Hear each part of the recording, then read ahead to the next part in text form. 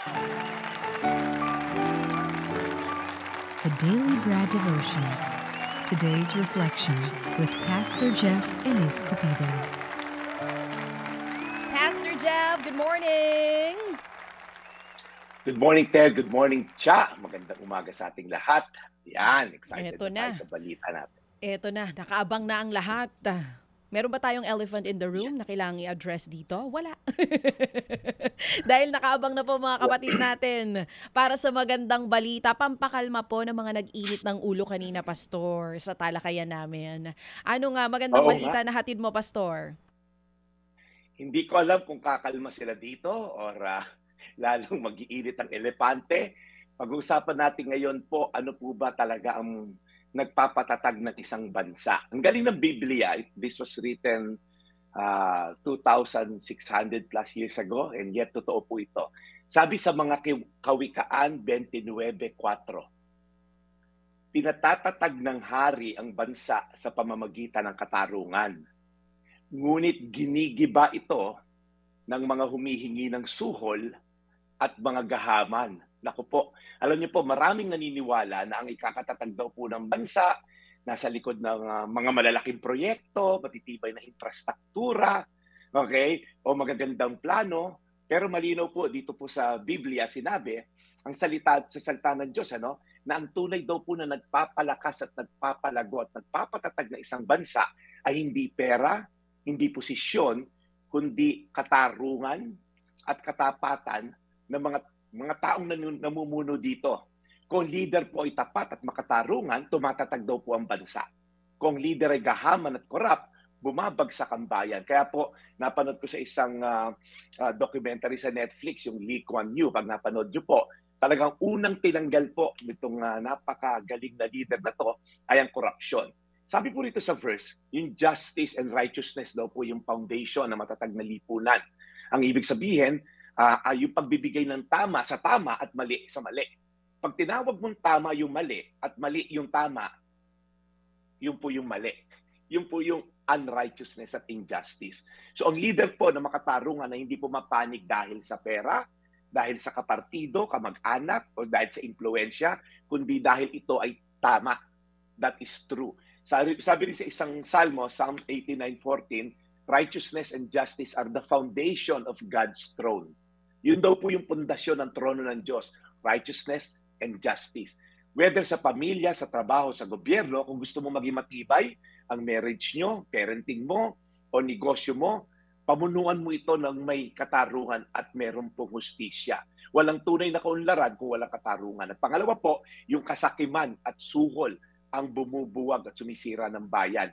Sasabihin nyo naman, alam na namin yan, Pastor Jeff, pero hindi talaga mangyari. Okay, hindi talaga nangyayari. Kaya nga po, mahalaga yung pangatlo na dapat nakaakibat po tayo sa Diyos. Under tayo sa leadership ng Diyos. Kasi po, yung pagmamahal sa Diyos ang magtutulak sa atin upang sundin ang kanyang mga kaluguran.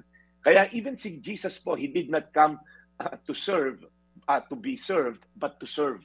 Kaya public servant, ang tunay na leader ay alipin ng Diyos at ng bayan.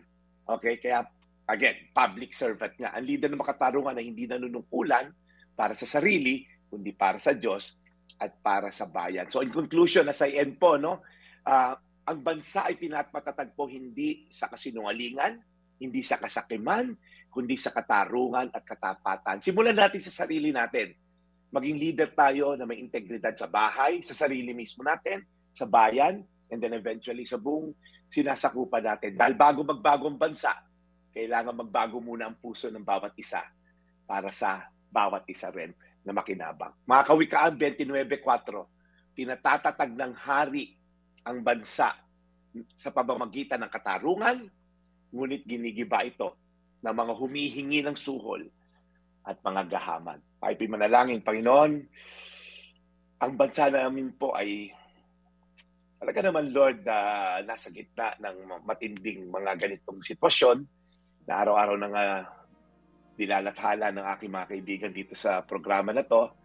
Pero Panginoon, talagang minsan nakakasawa na, paulit-ulit. Kailan ba, Lord, matatapos to? Buti na lang, Lord, meron kang eternal justice system na ang mga taong seemingly nakakalusot, napalitan na nga ng panibagong anak nila, apo nila, lolo ng lolo, korap, hanggang dito sa apo. Pero Lord, buti na lang meron kang eternal justice system na hindi mo pinapalampas sa mga ganito. Maaaring dito sa lupa, nagpakasasa sila, pero what good for a man to gain the whole world and then forfeit his soul. Kaya Panginoon, nawa yung mga nakikinig ngayon na may korupsyon sa sarili, sa pamilya, sa bansa. Lord, nawa matauhan sila na ang pera ay hindi magsasalba sa kanila papuntang impyerno. Na ang pera hindi nila madadala sa kabaong nila. Lord, tulungan mo sila mag-isip na may eternity in mind. Teach us to have an eternal mindset, hindi lang pansarili kapakanan dito sa lupa. Kailan ba hihinto ang kasakiman? Lord, walang hinto ito dahil ito ay insatiable. Ngunit pag may Diyos sa puso, doon nagkakaroon ng laban ng mga taong gahaman. Tulungan sila, matauhan, at magkaroon ng totoong public service na iniatang sa kanila. Sa pangalan ni Jesus. Amen. Amen. Salamat Panginoon muli sa aming pakikinig sa napakagandang aral mula kay Brad Jeff. We pray, alagaan niyo po lagi si Brad. Bless his mission. Keep him safe.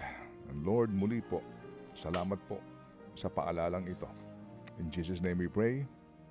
Amen. Amen. Salamat Brad ha. Salamat na marami humupa ang aking damdamin.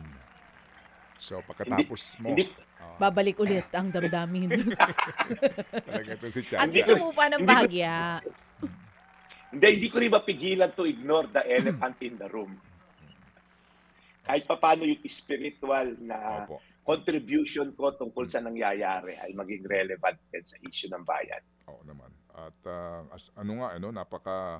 napaka alam mo yun, yung libro na pinagkukunan mo nito, matalinhaga talaga, ano? Kumbaga, kahit na noong una, May mga ang tao ganun nun na. sila JPE pa lang. Uy, oo.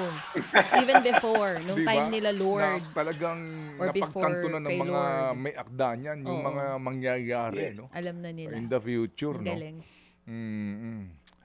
O, sige. O, dati ba, dun sa librong yan, may flood control ba?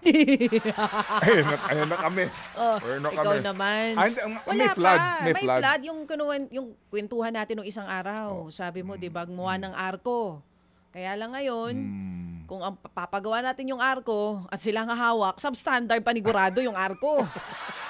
Di ba, Pastor?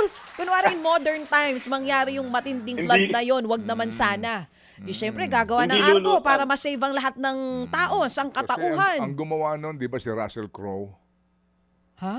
Oh, yung sa Yung movie na. Noah. Oo, sa si Noah. Gladiator. Oo. Pero dito kasi, pag dito natin ipinahawak, baka anong gagamitin sa At project? depende yan kung TPWH ba at sinong contractor. Yung kila Vizcaya. Ay, ito na kami. Ayan ka na eh. Wala na Andiyan nga pa si akong Pastor sorry Okay. po, hindi po mapigilan. Oo, Pero yung- even before, yung mga nangyayari ngayon, meron na talaga. So, Kasakiman. depende yan. Santo pa naman, Saint Timothy. Ayun na nga. Ano yun, Ed? Meron ka? Nabanggit mo ba? Okay. Sige. Sige, Pastor, napunta Okay. na tayo sa arko. Ito May na- gusto ka bang sabihin, Pastor? Okay. Well, yung arko, mga 50 to 75 years binuo yan siya, Kita mo? ginawa. Kaya, Dapat tingin ko pala rin. ngayon. Dapat pala ngayon, Pastor, nagbubuo na tayo. 75 years na binuo. Oo. 75 years bago Tagal. natapos. Kailan ba nagsimula yung flood control? Baka naman ginagawa pa lang nila talaga. Yung, Baka after 75 years. Ikaw talaga, Pastor. Baka daw, wag naman sana. Oo. O, sige. Okay. Oh, bukas Thursday na, Pastor. At birthday ngayon, once again, ni Ma'am Shena Olaso at Happy Sir birthday. Robert Happy Galan. birthday po. At kay Junji. Eustachio. At ni Happy Mitch birthday. Carrion, happy birthday. Ikaw, Pastor, meron kang gustong batiin? wala naman. Hindi. Sige. Okay. Ako lang po, talaga po maasahan natin ang salita ng Diyos. Ito, correction lang, 3,000 years ago po sinulat yung ating binasa na yan, around 3,000 years ago. And still speak truth today. Amen. Kaya parang point ko lang dito, si Ted at si Chacha po, hindi mo awalan ng trabaho dahil kung 3,000 taon, corrupt. Hanggang apo ni Ted, maire-report pa rin corrupt hanggat hindi dumarating si Jesus. Nakakalungkot naman, Pastor. Wala eh. Pag Yung walang ganun, Diyos, may nakakalungkot. korupsyon talaga. Mm-mm. Yeah, alam na ako, Brad Ted. Again, ito po yung Daily Brad, your daily dose of inspiration. Serving the people, Brad Jeff Escopida sa ating The Daily Brad.